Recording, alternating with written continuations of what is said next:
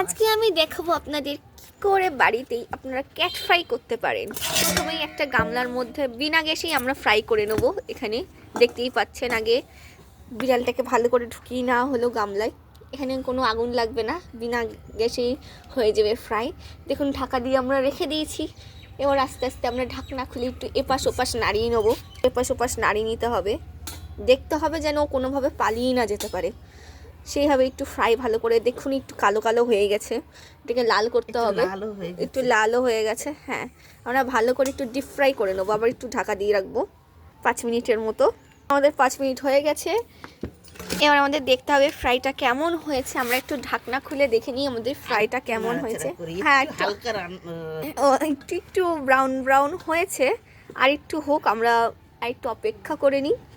দেখি কেমন হয়েছে আমাদের কালারটা। ওয়াও ওয়াও ওয়াও, কি সুন্দর কালার হয়ে গেছে আমাদের, ব্রাউন ব্রাউন কালার হয়ে গেছে। আমাদের ক্যাট ফ্রাই হয়ে গেছে। এই ক্যাট পালিয়ে গেলে হবে না, ক্যাটই পালিয়ে যাচ্ছে।